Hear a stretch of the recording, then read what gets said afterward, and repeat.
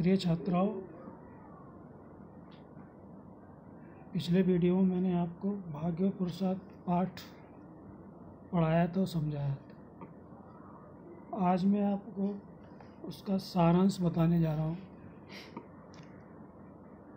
सारांश में देखिए बच्चों, सर्वकालिक है भाग्य। लेखक का मानना है कि भाग्योदय और सूर्योदय एक जैसे शब्द और एक जैसी प्रक्रिया है। जिस तरह सूर्य सर्वकालिक और निरंतर प्रकाशमान है,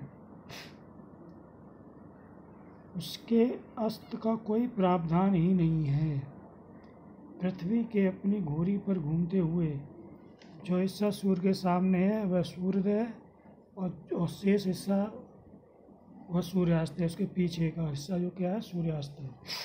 इसी तरह भाग्य तो विधाता का ही दूसरा नाम है। वह सर्वंतमयी एवं सर्वकालिक है, सब जगह व्याप्त है और सर्वकालिक है, पूर्ण रूप से है। उनका अस्ति ही कब की उदय हो। इस प्रकार मनुष्य को निरंतर अपना कर्म करते हुए स्वयं को भाग्य के सम्मुख ले जाना चाहिए। बिना कर्म के भाग्य कभी नहीं बन सकता। इसलिए कर्म करना ही सबसे बड़ा श्रेष्ठ कार्य है।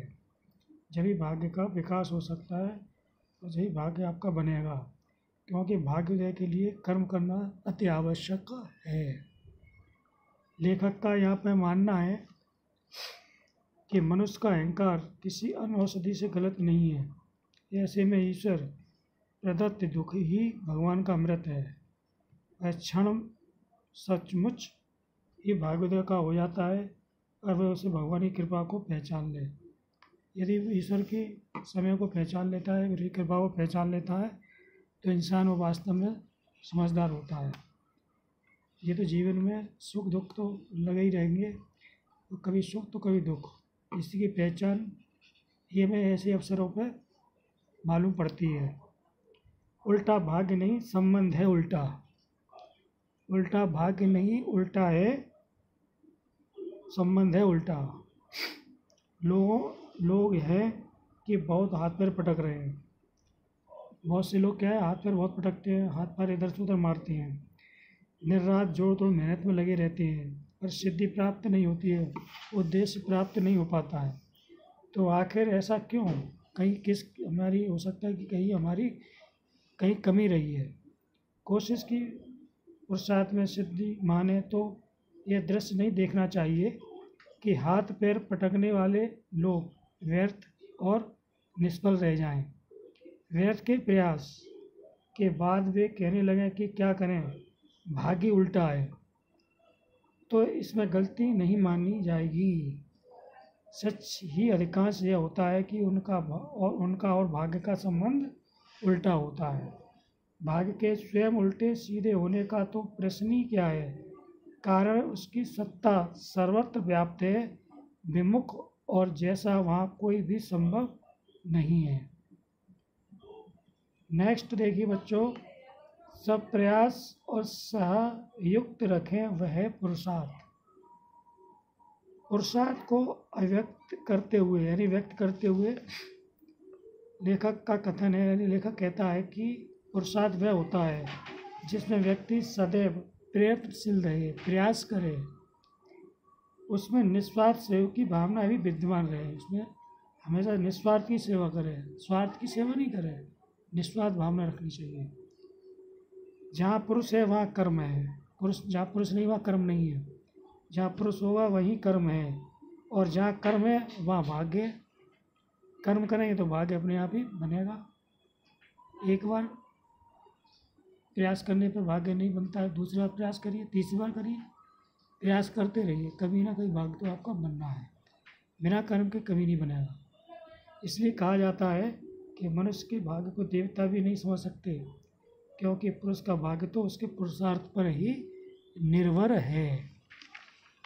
चाहे लाख कोशिश कर ले, बिना पुरुषार्थ के भाग्य का निर्माण नहीं हो सकता।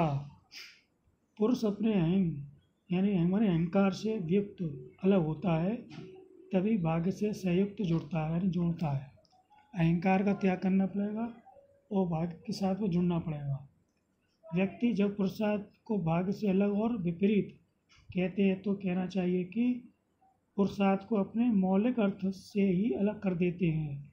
निस्संदेह बल, विक्रम और श्रम तो पशु भी कम नहीं करते हैं, लेकिन मनुष्य को तो स्नेह और सहयोग जैसी भावनाओं से संयुक्त होकर आत्म विसर्जन में पराक्रम दिखाना ही चाहिए। अन्योन्याश्रित है भाग्य और पुरुषार्थ। जब व्यक्ति भाग्य के प्रति पूर्ण समर्पित होकर निस्वार्थ भाव से पुरुषार्थ करता है तो वह पुरुषार्थ फल प्राप्ति की इच्छा से ही रहित हो जाता है। तब वह समग्र व्यक्तित्व को प्राप्त करने में सफल होता है। भाग्य की अवहेलना कर पुरुषार्थ को मान्यता देने का आशय समग्र सृष्टि को नकार कर अपने अस्तित्व पर अहंकार करना मात्र है। त्रिकाल और त्रिलोक में मनुष्य का अस्तित्व नगण्य है।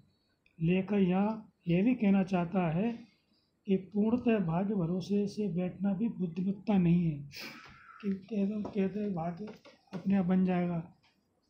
अपने आप बनना कोई उसमें आपकी कोई समझदारी नहीं है, बुद्धिमानी नहीं है, क्योंकि जो प्रत्यक्ष है वही भाग्य से ही आपके सामने है। इच्छाएं अनंत हैं, इनका कोई अंत नहीं है, जिसमें प्रवृत्त मनुष्य जीवन पर्यंत श्रम करने के पश्चात संसार से विमुक्त होना चाहता है। इस तरह प्रवृत्ति और निवृत्ति के चक्र के द्वंद्व में वह इसी सांसारिक परिभ्रमण में फंसा रहता है। मनुष्य अपने भाग्य के प्रति श्रद्धा भाव रखते हुए प्राप्त कर्तव्यों का निष्ठा सहित निर्वाह करे, यही सही मायने में सच्चा भाग्योदय है। तो लिहाजा बच्चों आप समझ गए होंगे कि भाग्योदय का मूल कारण क्या है।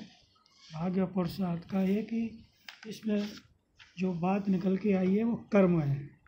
बिना कर्म के भाग्य का निर्माण नहीं हो सकता है, भाग्य नहीं बन सकता है। तो पूरा जो उसका सारांश में जो एक शब्द निकल के आएगा कर्म। तो हमारा जीवन क्या है, कर्म प्रधान है।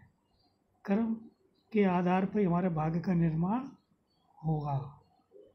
तो मैं बच्चों आपसे उम्मीद करना चाहता हूँ 12th क्लास के छात्राओं से कि वो मेरा जितना भी पिछले वीडियो में कुछ भी मैं दे रहा हूँ आपको, वो आप अवश्य ही पढ़ रहे होंगे। कल मैं आपको इसी PDF के माध्यम से कुछ प्रश्न आपको मैं दूंगा, कुछ रचनाएं गद्यांश की और कुछ वास्तुनिष्ठ प्रश्न। वो आप उनको अपनी नोटबुक में तैयार करें। और कोई भी आपको परेशानी है, कोई बात है, तो मुझसे बात करें आप। मेरा फ़ोन नंबर है 9639491205 9639491205। दिस इज़ माई नंबर, यह मेरा नंबर है। और आप भी बात करें और कोई समाधान है पूछें, उसकी आपकी समस्या का आपकी समाधान किया जाएगा। धन्यवाद।